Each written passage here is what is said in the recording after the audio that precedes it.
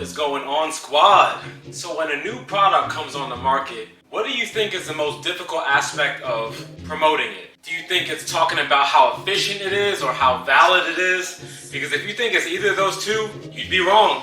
It's about the psychological response of the person receiving the information. No matter how useful or powerful alternative methods to something that's tried and true are, it's usually incredibly difficult to overcome and explain why this new method is good. It's story time, baby. Let's get into this. What am I talking about? I'm talking about the Semmelweis Reflex. It's a psychological, normal response to reject new ideas in favor of the status quo. You're guilty of it. I'm guilty of it. As open-minded as a lot of us are on the channel, we all have experienced this at some point. It's tried and true. Stop messing with it. You know, if it ain't broke, don't fix it. You guys start to see where I'm headed with this? By the way, the Semmelweis Reflex was named after, hopefully I'm not butchering this name, Ignaz Semmelweis. Take y'all back real quick. Back in the 19th century, childbed fever was running rampant. It was a huge killer in the 19th century. Semmelweis came to the conclusion that a lot of this disease could be virtually eliminated if doctors just washed their hands. That's it. But despite this, the entire medical community, by the way, this includes scientists back then, immediately rejected him. Immediately. Why?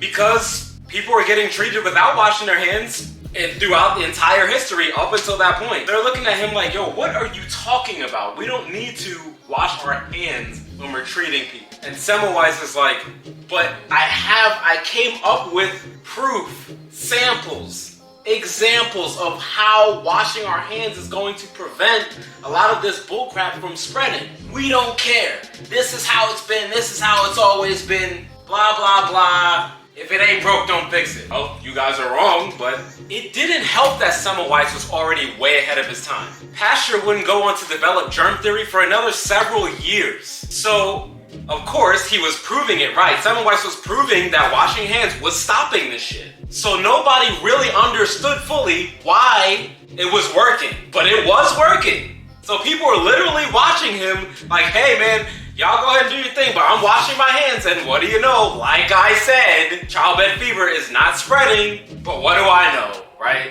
And go figure, eventually Semmelweis' ideas were accepted, saving millions of lives worldwide. Millions of lives. But in his own time, when he first started, he was shunned by his colleagues. And get this, ultimately died because he was sent to an asylum where the guards beat him to death. All because human beings are too damn hard-headed to accept new things, even if they work, because of groupthink. Think about that. That's just dumb. Modern bodybuilders are not exempt from the Semmelweis Reflex. If you guys are following me on TikTok, you will see the Semmelweis Reflex in full freaking effect. Some of these comments are freaking wild, guys. Why isn't this guy levitating in midair?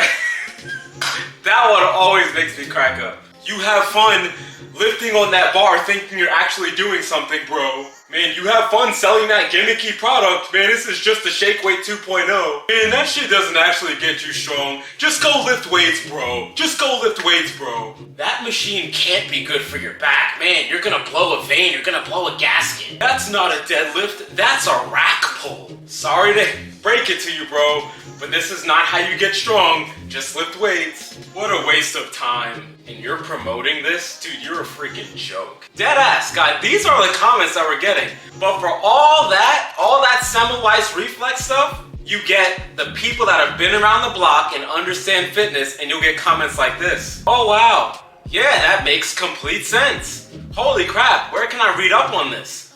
Where can I get one of these? Didn't Bruce Lee use that back in the day? I think my dad had a contraption built, but I never really understood it. Can you explain more to me? Wow, that thing looks pretty cool. I'd love to give it a try.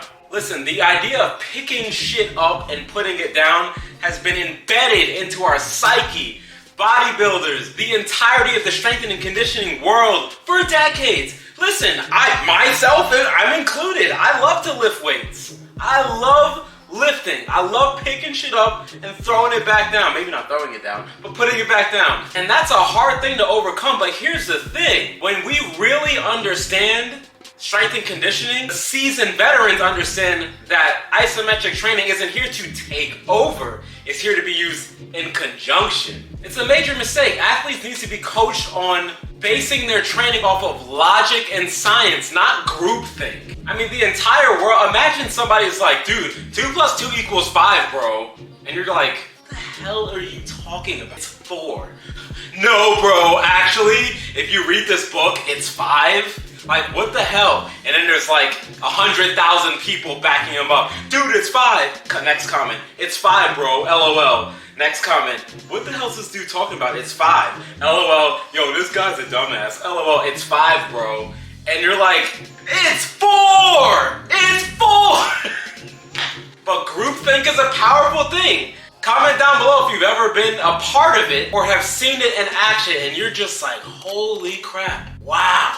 The human race has done it again. If we talk about the basics, science teaches us that muscle fibers, they're binary. The fibers either switch on or off. They're either contracting or they ain't. They don't know what the rest of your body is doing while you're contracting. They don't care whether your arms are moving up and down or if they're in one position. All they know is on or off. That's all your muscle fibers know. They don't care about emotion. So if they don't care about whether you're lifting things up or down or holding it in one position, that shouldn't matter. That is an isometric hold. This probably seemed like a rant video. It totally isn't. It's to explain the Semmelweis Reflex. There's a reason why it was in Paul Wade's isometric manual, because he already knew what was gonna happen and he called it. He called it. The Isochain will catch. It will catch. It just won't be for a while. Why? Because of this video, the Semmelweis Reflex acts. Check it out for yourself. But just know that ultimately it will catch on. It's only a matter of time. It doesn't matter what people's emotions are. What matters is logic and results. Alright guys, but what do you think? What do you think? Go ahead and comment down below. Maybe you've run into the groupthink of, you know, that stuff is bullcrap. You know, isometrics don't really work. Comment down below. I'd like to hear your story. Alright guys, hope you found this enjoyable. Thanks for watching. If you liked the video, be sure to drop a like or a comment. If you're not yet part of the squad, hit the subscribe button. Come join the squad with us. We'll see you next video. Peace.